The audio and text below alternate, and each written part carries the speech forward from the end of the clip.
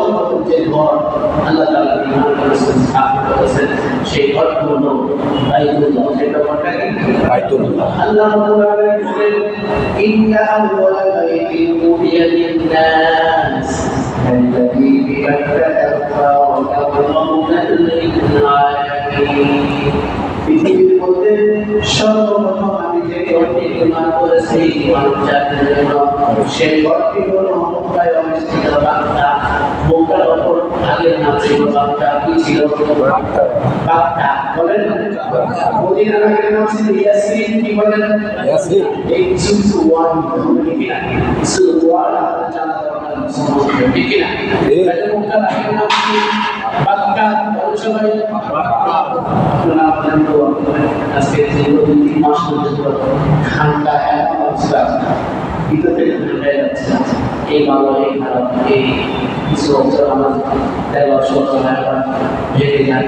এই জন্য সকল অবস্থা আমরা যে কথাটা বলবো আমল ইনশাআল্লাহ পৃথিবীর সর্বোত্তম যে ঘর এই ঘরটাই অবস্থিত মক্কা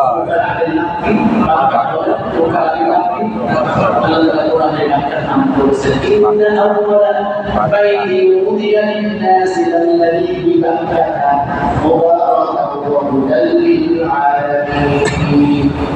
আমি আমার জাতির জন্য সর্বপ্রথম যে ঘর তৈরি নির্মাণ করেছি সেটা কোথায় অবস্থিত, সেটা কোথায় অবস্থিত, কোথায় অবস্থিত সেই ঘর হলো মক্কা নাকি?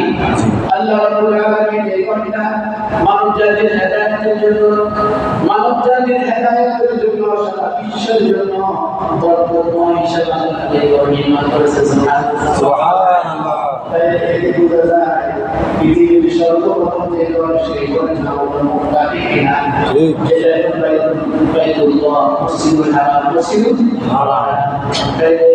মসজিদুল হারাম, বাইতুল্লাহ শরীফ সর্বপ্রথম মুসলমানদের জন্য সর্বপ্রথম ঘর যাকে খোলা হয়েছে। এতে বোঝা যায় মুসলমানদের সমস্ত জিনিস মসজিদের সাথে সম্পর্ক থাকতে হবে। মুসলমানের সমস্ত কৃষ্টি কালচার সব মসজিদের সাথে সম্পর্ক পৃথিবীর সর্বপ্রথম ঘর আল্লাহ তৈরি করেছেন সেটা মক্কা অবস্থিত।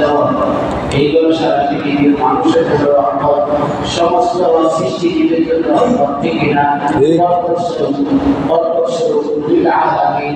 আল্লাহ তাআলা পৃথিবীর মানব জাতির সকলের জন্য আল্লাহ তাআলা এই ঘরকে হেদায়েতের জন্য এবং বরকতময় একটি ঘর নির্মাণ করেছেন। সুবহানাল্লাহ। এই ঘরে এত দামি সর্বপ্রথম এই ঘরটা ফেরেশতারা না, এটাকে তৈরি করেছেন কারা? ফেরেশতারা তৈরি করেছে। পরে আদম আলাইহিস সালাম, পরে বিভিন্ন নবী নূহ আলাইহিস সালাম, এরপরে মুহাম্মদ সাল্লাল্লাহু আলাইহি ওয়াসাল্লাম, ইব্রাহিম আলাইহিস সালাম, ইসমাঈল আলাইহিস সালাম, এই পর্যন্ত 10 থেকে 11 বার এই ঘর নির্মিত হয়। কতবার? 10 থেকে 11। সর্বশেষ এই ঘরটা সমস্যা করেছে হাজ্জাজ বিন ইউসুফকে। হাজ্জাজ বিন ইউসুফ এই ঘর এমন একটা দামি ঘর, এই ঘর এমন একটা দামি ঘর, একটু খেয়াল করে শুনুন। এমন দামি ঘর, এই ঘরের দিকে এই ঘরের চারপাশে যদি কেউ তওয়াফ করে, কি করেন? বাইতুল্লাহ শরীফে তওয়াফ হয় না? কোথাও হয় কি না? এক সেকেন্ডের জন্য তওয়াফ বসে নাই, সেকেন্ডে 1 সেকেন্ড তওয়াফ নেই, সারা জীবন কেমন পর্যন্ত এইভাবে জারি থাকবে। সুবহানাল্লাহ। পৃথিবীর কোনো মানুষ যদি এইভাবে তওয়াফ নাও করে, আল্লাহ তাআলা জিন জন্তু দিয়া মানব জাতির হেদায়েতের জন্য, দোয়ার জন্য, রহমতের জন্য এই গরজটায় পাশে তওয়াফ করে দিয়েছেন। সুবহানাল্লাহ। তাই একটা সেকেন্ডের জন্য কিন্তু এই তওয়াফ এখনো ফিরে নাই, কেমন পর্যন্ত অবিরাম চলতে থাকবে। সুবহানাল্লাহ। এই গরজটা তওয়াফ করে আল্লাহ তাআলা এই গরজের উপর প্রতিদিন 120 টি রহমত নাযিল হয়। সুবহানাল্লাহ। তাহলে এই গরজের উপর প্রতিদিন কত রহমত নাযিল হয়? 120 টি। সবাই বলেন 120 টি। 120 টি রহমত নাযিল হয়। এই গরজের যারা তওয়াফ করে তাদের উপর 60 টি রহমত নাযিল হয়। সুবহানাল্লাহ। আল্লাহ তাআলার মানুষ এই তওয়াফ করে প্রত্যেকটা মানুষকে আল্লাহ তাআলা তাদের উপর 60 টি রহমত নাযিল হয়। সুবহানাল্লাহ। একজনের মধ্যে না, সমস্ত মানুষের মধ্যে 60 করে আল্লাহ তাআলা রহমত দেন। সুবহানাল্লাহ। আর এই ঘর থেকে ফিরে যারা নামাজ পড়ে, কি করে? নামাজ। তাহলে আমরা যারা নামাজ পড়ি তারা কোন দিকে ফিরে নামাজ পড়ি? কিবলা থেকে। কিবলা। তাহলে আমাদের তো 24 টি রহমত নাযিল হয়। সুবহানাল্লাহ। সুবহানাল্লাহ। সুবহানাল্লাহ।